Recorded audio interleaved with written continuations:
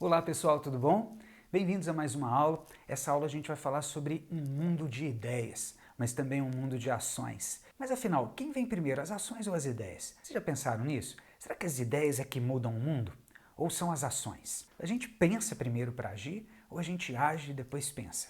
Essas perguntas parecem bobas assim, mas elas são cruciais para a gente entender um tempo e um momento da história chamado Século das Luzes, ou Século da Ilustração, século da filosofia. O iluminismo do século XVIII, ele significa principalmente o fato de os homens, os seres humanos, começarem a pensar que tudo poderia ser mudado, que os cenários políticos, religiosos, morais, econômicos, todos eles poderiam ser mudados pelas ações humanas. E eles só falavam isso porque tinha um pensamento novo girando, circulando por ali. O que significa que o pensamento e as ações, na verdade, sempre agem juntos. A gente está a todo momento lidando com isso, com as ações e os resultados delas, e os pensamentos que as orientaram ou as desorientaram, né? E o pensamento que vem depois das ações, o que a gente pensa depois. O tempo inteiro a gente está lidando com ações e pensamentos. E é justamente disso que se faz a história da humanidade. No século XVIII, isso aconteceu de uma maneira muito especial. Vamos conhecer um pouquinho disso? Quando o jornalista perguntou em Berlim a Immanuel Kant, professor, o que é o iluminismo? O Kant respondeu, é ser esclarecido. O esclarecimento é o que define o homem que saiu da menoridade e atingiu a maioridade da razão. A razão significa para os filósofos iluministas, especialmente para Kant, que dá essa resposta exemplar, a ideia de que para você tomar decisões, você precisa de uma luz. As decisões do agir no mundo e a forma que você pensa o mundo, compreende o mundo, precisam de uma luz, e essa luz é a razão. A racionalidade humana que todos nós temos por natureza, uma formação cognitiva, que nos prepara previamente para encontrar o mundo e começar a transformar o mundo e olhar para o mundo, transformando a nós mesmos a partir dessa capacidade de discernimento, de entendimento, de formação de conceitos. Nós somos naturalmente preparados para isso. Então a nossa espécie é assim. Então quando a gente encontra o mundo, quando a gente tem experiências na vida, a gente vai formando isso que é o nosso intelecto, o nosso esclarecimento, e vamos chegando àquilo que Kant diz, é a maioridade da razão. Quando a gente sai da nossa menoridade. A menoridade seria justamente quando a gente ainda não tem um controle autossuficiente sobre as nossas vontades, um controle autossuficiente sobre os nossos apetites, nossos desejos, e um controle autossuficiente sobre o nosso próprio raciocínio. Quando a gente adquire esse controle, a gente é livre, a gente é autossuficiente, autônomo, esclarecido.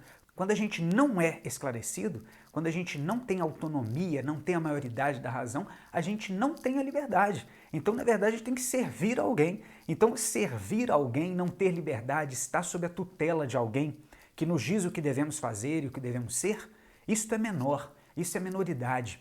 Então, para Kant e para todos os iluministas, o século XVIII respira muito bem essa atmosfera. Como dizia o D'Alembert, é um século da filosofia por excelência. Os caras estão pensando, estão produzindo pensamento justamente para falar da liberdade dos homens. Mas observe que essa liberdade é uma liberdade que tem um peso, não é uma liberdade como um prêmio, não. Tem um peso. Ser livre é pesado, porque você vai ter que ser autossuficiente.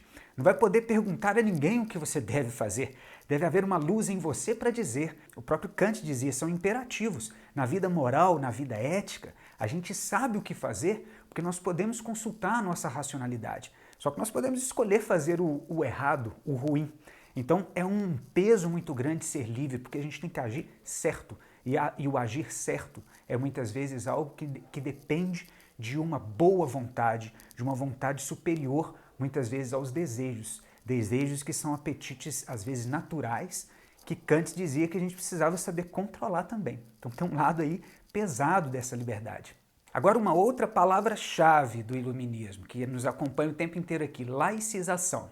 A laicização é uma verdadeira migração dos campos de pensamento religiosos que influenciavam inclusive a vida política, a vida econômica, a vida ética, moral das pessoas, e esse deslocamento para uma base de pensamento diferenciada, racional e ligada a ideias laicas, ou seja, não chanceladas por nenhum tipo de pressuposto religioso. Na verdade, se nós pensarmos bem, isso nunca acontece 100%. Só que a forma com que o iluminismo, ou que o século XVIII se comporta diante disso, é a tendência realmente de separar igreja e Estado, separar a religiosidade, a fé, da razão, da racionalidade, da ciência. E fazer essa separação, essa cisão, não é negar a religiosidade, mas colocar as coisas nos seus devidos lugares. Questões religiosas, questões metafísicas, que às vezes não podem ser colocadas na ciência, no pensamento racional, político, objetivo, precisam estar no seu lugar de pensamento e no seu lugar de ação. E as explicações se tornavam cada vez mais científicas, através do pensamento e do conhecimento, como processos humanos. Isso é laico. Isso é laicizar. O pensamento é laicizar a cultura. Isso é muito bem ilustrado na enciclopédia. A enciclopédia foi organizada por Diderot e Jean d'Alembert e outros filósofos também na época, e eles criaram-se uma monumental obra com vários verbetes, ilustrações, livros que falavam de vários assuntos, de teóricos, de teorias. Uma enciclopédia mesmo, como essa que a gente tem hoje, por exemplo, na internet, a Wikipédia, que a gente digita qualquer coisa e aparece um verbete falando sobre o assunto, pessoas, lugares, fenômenos da natureza, enfim, tudo mais. E essa ideia de enciclopedismo, que é mais uma das questões aqui que nos acompanham centralmente com o iluminismo, é a ideia de reunir conhecimentos todos dentro de uma grande obra monumental. Isso faz parte também do iluminismo muito fortemente. E quando a gente abre a enciclopédia, a gente explora um pouco a enciclopédia, a gente vê que ela é um grande ilustrativo da laicização. Porque as explicações para os fenômenos naturais, as explicações para as questões gerais do mundo, tanto na área de humanidades quanto na área das matemáticas, das linguagens, da ciência da natureza, que inclusive são hoje as 4 áreas do Enem, né, no Brasil, tudo isso era abordado sem se amparar em explicações religiosas. Então o mundo público se abre, o jornalismo começa a crescer muito, muitos panfletos, as pessoas começam a publicar. O iluminismo é repleto disso, de panfletos, de livros, de oradores em praça pública, as pessoas que não sabiam ler, ouviam outras pessoas falarem, e aí a palavra se transformou em algo muito poderoso, muito poderoso. Veja na Revolução Francesa, por exemplo, quantos são os oradores que falavam em frente ao Palácio Real lá em Paris, o quanto que era importante nas tribunas francesas ouvir os oradores e como que as palavras iam conduzindo a revolução para outros lados. É claro que as carabinas e as ações das pessoas eram muito mais fortes do que as palavras. Palavras não eram mais fortes do que os rifles, mas as palavras faziam os homens pegar os rifles e atirar. Por isso que o iluminismo é um período revolucionário. Revolucionário do pensamento, mas revolucionário também das ações. Deixam-se identidades fixas de lado, como houve em outros tempos, em outras estruturas de pensamento, principalmente no século XVII, e começa a se pensar em identidades móveis, dinâmicas, em algo que possa ser mudado. Agora vamos falar de alguns autores, porque cada autor tem uma forma diferente de olhar para o mundo e às vezes construir seus argumentos e dizer o que eles querem com aquilo. Então é bom a gente compreender os autores para complementar aí a nossa percepção sobre o iluminismo. Todos eles partem dessa atmosfera geral, tá? Todos eles estão nessa atmosfera geral do mundo público, da abertura para a ideia de liberdade, racionalidade, mas existem, digamos, particularidades em cada um deles e vale a pena a gente olhar. Autores como o Barão Charles Montesquieu, por exemplo, começam a dizer que os 3 poderes devem ser realmente separados. O poder judiciário, o poder legislativo, o poder executivo, eles têm que ser separados no Estado, porque senão não há liberdade, não há justiça. A virtude de um rei, de um governante, é saber lidar e equilibrar com essas partes. Essas partes são partes múltiplas, diversas, de uma formação social. E para se formar uma harmonia geral, é preciso considerar essas partes nelas mesmas e nas relações que elas estabelecem, mas com autonomia. Aí a palavra autonomia de novo. Autonomia dos poderes, autonomia da liberdade, autonomia da justiça, autonomia das leis, né? Como diz o próprio Montesquieu no seu livro O Espírito das Leis. É preciso colocar isso em questão. E colocando isso em questão, a gente entende muito bem qual que é a tendência geral do iluminismo do ponto de vista político. É a ideia de limpar o mundo político de certos vícios, como eles próprios começavam a se referir, principalmente os mais radicais, certos vícios políticos que vinham de outros tempos e que eram precisos ser superados. Jean-Jacques Rousseau é um autor suíço, ele publica várias das suas obras na França e é inclusive na sociedade francesa que ele tem mais visibilidade. E Rousseau dizia uma coisa assim formidável, na verdade ele consegue apreender bem o espírito daquele tempo. Naquele tempo, e isso vem desde os gregos, passando pelos medievais, acreditava-se que o mundo mais fixo em termos de identidades, que eu acabei de falar, né, as identidades fixas, as pessoas nasciam já com uma identidade pré-determinada. Então, assim, o critério de nascimento determinava se a pessoa seria nobre ou seria camponês, se a pessoa teria uma certa dignidade, um privilégio para participar da vida política, para opinar nas cortes, para ser alguém que realmente tem uma notabilidade social. Então, a ideia de nobiliarquia, de ser nobre, vinha da própria natureza. As pessoas nasciam nobres porque a sua nobreza já era natural, vinha da sua família, da sua linhagem. E quem não pertencesse a essas linhagens estaria, vamos dizer assim, condenado a não ser nobre nunca, a não ter essa notabilidade, por uma questão natural. Mas esse mesmo argumento da natureza, que diz que a natureza separa as pessoas, o próprio nascimento já diz quem vai ser X, quem vai ser Y, esse argumento, o mesmo, é utilizado pelo Rousseau para dizer que não, na verdade a natureza humana é nascermos todos iguais e que a igualdade entre as pessoas é uma coisa natural, portanto. E essa diferenciação acontece socialmente. É moral a nossa diferenciação, a gente constrói a desigualdade entre os homens.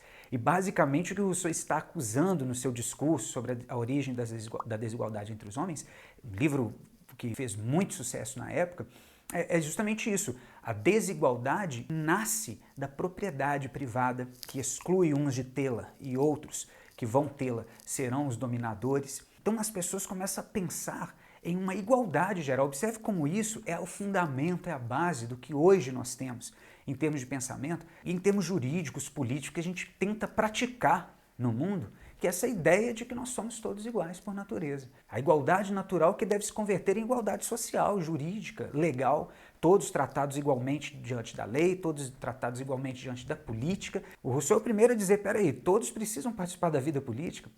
Na verdade, ele falava que os homens precisavam participar da vida política, ainda não havia uma agenda feminina. Havia, as mulheres vão começar um movimento naquele momento, no século XIX vão crescer muito o movimento feminista, fundamentado nessas ideias, mas naquele momento específico, no século XVIII, e especialmente com Rousseau, que tinha um pensamento mais sexista, de que havia um papel para o homem, um papel para a mulher, mas mesmo assim, Rousseau é revolucionário na época dele, por pensar que era preciso sair dessas amarras do pensamento do privilégio, e entrar num pensamento do direito. E assim como ele, John Locke, na Inglaterra, 100 anos antes quase, e outros autores franceses, Voltaire, D'Alembert, Diderot, eles são autores que vão começar a reconstruir essas hipóteses que havia até então fundamentado a política, a sociedade na época, e começam a revolucionar. Então Rousseau também evolui na obra dele para a ideia do contrato social.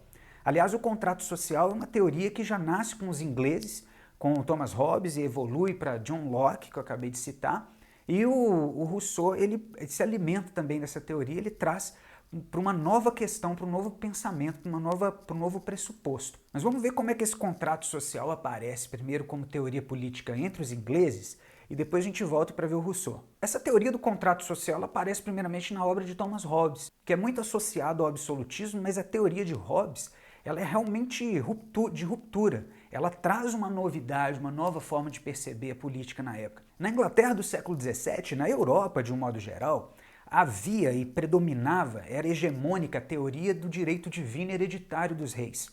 O próprio governante da Inglaterra na época, o rei Stuart James I, e o filho dele, Charles I, eles eram grandes defensores do direito divino dos reis. Quer dizer, é Deus que deu ao rei a bondade, a virtude, a superioridade sobre os outros homens para ele estar na posição que estava. Então Thomas Hobbes já começa dizendo assim, é muito importante a gente considerar que, na verdade, a natureza dos homens, a natureza humana, é uma natureza egoísta. A gente nasce egoísta e um violenta o outro e um é um perigo para o outro porque as pessoas não se respeitam no estado de natureza. Não há leis que possam contê-las. Então essas pessoas elas precisam de um estado, de algo maior, mais forte, acima delas para regê-las, para reger suas relações. E esse estado ele chama de Leviatã. Leviatã, que é o nome do próprio livro dele, na verdade quer dizer o rei, o Estado, tem que ter o poder de lidar com a justiça, com o policiamento, lidar com o exército, com a força, com as leis, para poder reger essa sociedade que não tem condições de se reger sozinha. Tanto vocês podem ver na capa do livro dele, tem um rei segurando um cajado de bispo de um lado, uma espada de outro, que significa que ele tem o controle sobre a igreja e sobre o exército, né? E ele tem o corpo dele, não dá para ver muito bem, mas esses pontinhos aí no corpo do rei são várias pessoas que constituem o corpo do rei, como se o corpo do rei fosse o corpo da nação. E ele então é que rege todas essas pessoas. E isso, segundo Hobbes, é fruto de um contrato social. As pessoas que quiseram, por livre vontade, se associarem e darem ao Estado esse alto poder de regê-las. Observe que isso já é uma quebra com o pensamento do direito hereditário do rei e, aliás, divino e hereditário do rei. Porque o rei, para Hobbes, não é rei porque Deus quis que fosse, mas porque o povo quis que fosse. Mas uma vez sendo rei e sendo o Estado forte e fortalecido, as pessoas não têm o direito de desmantelar o Estado, de se reunir, de fazer revolução, de destruir o Estado, destruir as leis, destruir o rei. Veja que Hobbes está escrevendo o livro dele em plena Revolução Inglesa. O rei Charles I tinha sido, inclusive, condenado por alta traição e sido decapitado, morto pelo próprio parlamento inglês. Era a Revolução Puritana. Uns 30, 40 anos depois de Hobbes, é a vez de John Locke. John Locke vai publicar seus tratados do governo civil, 1688, 1689, exatamente no ano da Revolução Gloriosa, que é a segunda parte das revoluções inglesas, como a gente chama. Tem essa aula aí no canal, vocês podem acessar, deixando o card aí para vocês. E nessa obra o Locke diz, olha, todo homem no estado de natureza é livre. O egoísmo não é a característica central dos homens. A característica central dos homens, dos seres humanos, é serem livres. Só que a liberdade faz com que você possa escolher, tanto matar quanto deixar viver, quanto roubar ou deixar a pessoa com sua propriedade. Então você pode afrontar as pessoas. As pessoas no estado de liberdade, elas podem fazer ou o mal ou o bem. Então Locke diz, por acordo de livre vontade, veja mais uma vez o conceito de contrato social, as pessoas se unem numa sociedade civil e criam um estado de leis, de governança, para poder reger a vida delas. Mas, diferentemente de Hobbes, o que Locke está dizendo é que esse Estado, a razão de ser dele, não é controlar a violência, a guerra total que as pessoas vivem no estado de natureza, de barbaridade total. É, na verdade, proteger os direitos naturais do homem. Então, todos os homens nós nascemos iguais, com direitos iguais. Olha aí a ideia da igualdade, que já está lá em Rousseau depois, quase 100 anos depois de Locke, né? Locke está escrevendo aí no século XVII, e o iluminismo é do século XVIII, então ele é como se fosse assim, alguém que abre as portas para esse novo tipo de pensamento.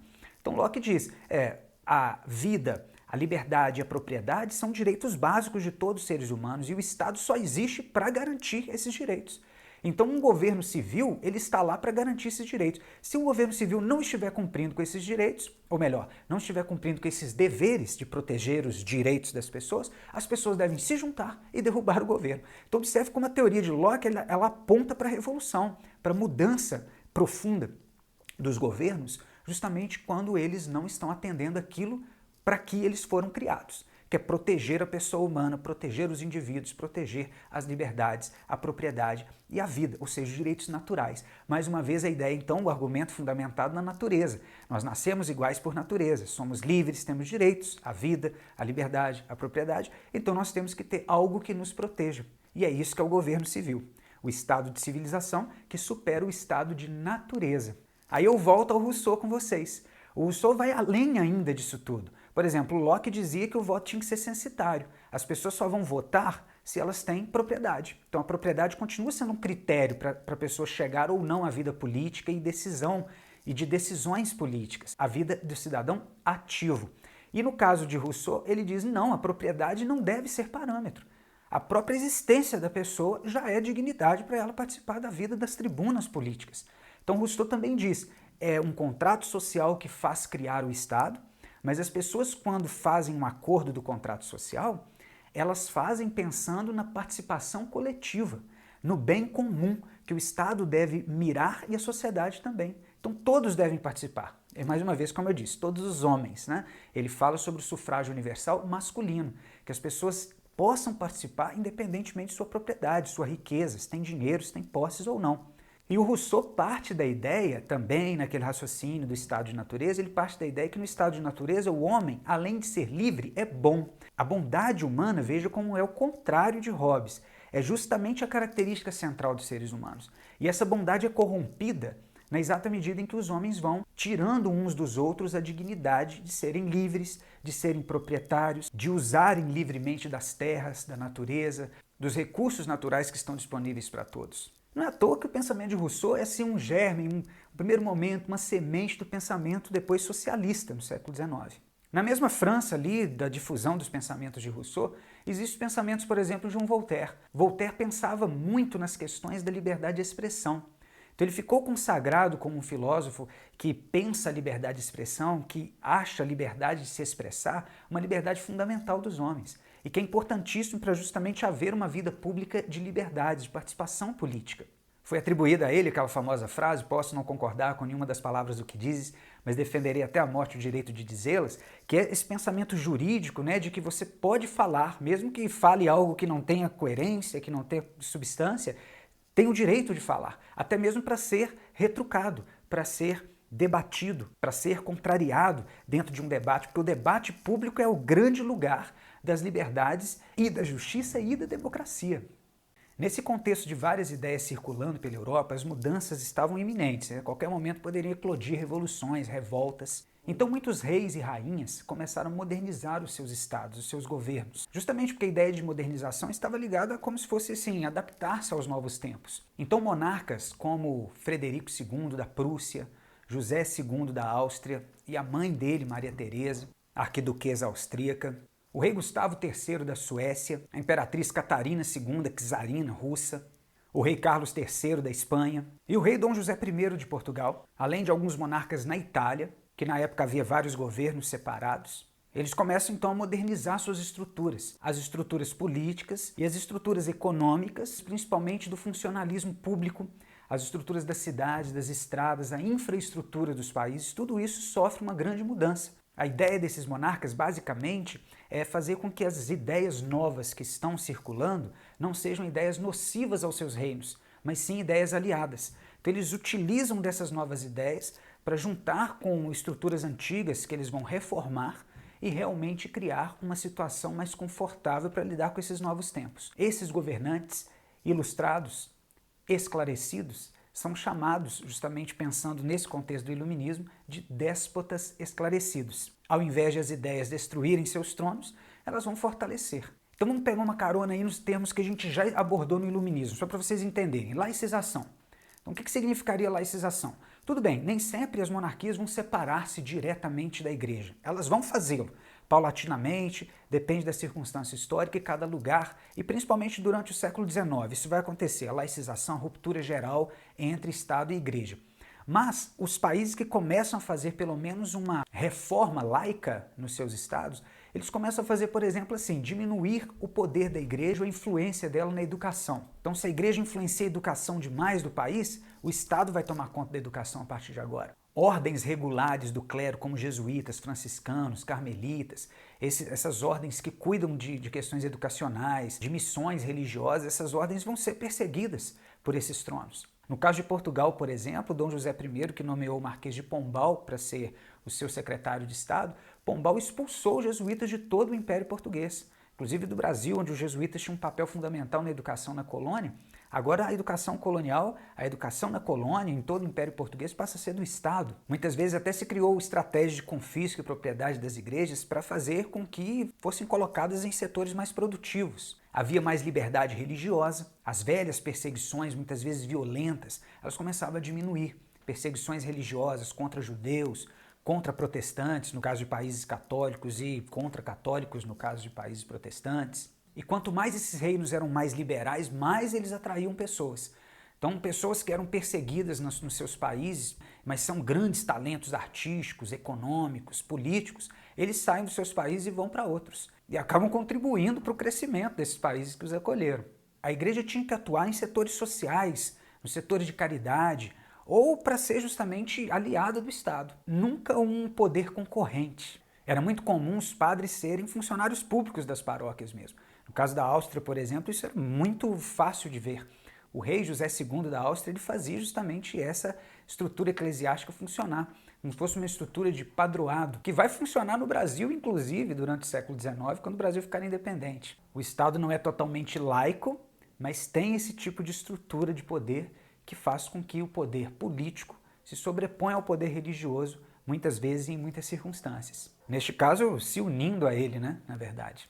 E professores, cientistas, intelectuais, inclusive jornalistas, que em outros tempos poderiam ser incômodos e poderiam ser perseguidos, nesse momento eles passam a ser acolhidos pelo Estado e utilizados para poder também fazer o engrandecimento do Estado. A estrutura fiscal e tributária desses reinos mudou muito, se racionalizou, modernizou-se. Então os reis e rainhas queriam realmente fazer com que todos pagassem impostos e que esses impostos fossem utilizados em área produtiva e não improdutiva. Eles fazem uma reforma no exército dos seus países. Frederico II, por exemplo, ele dizia, era o rei da Prússia, ele dizia que para ter realmente um Estado forte era preciso ter um exército moderno. Não só armas, mas também homens disciplinados, profissionalizados. Por exemplo, as guerras do século XVII eram guerras feitas a partir de alvos civis, muitas vezes.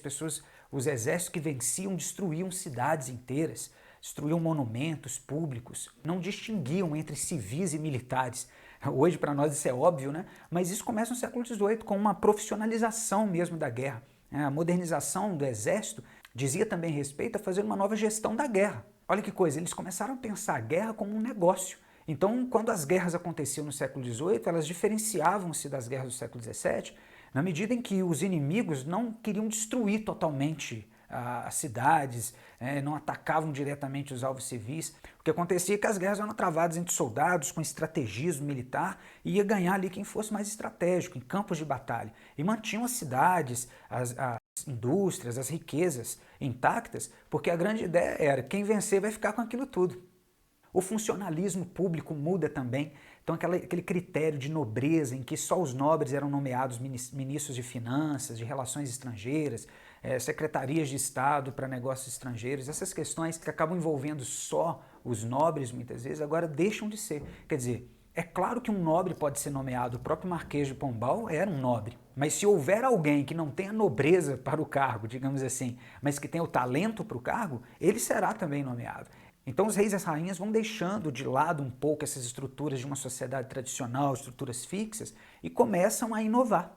O despotismo esclarecido acaba sendo aí uma maneira de manter os reinos fortes, manter o governo forte, até mesmo de um ponto de vista absolutista, mas criando reformas, às vezes profundas, para fazer com que o reino seja mais equilibrado, harmônico e conseguisse se manter diante de uma sociedade em transformação.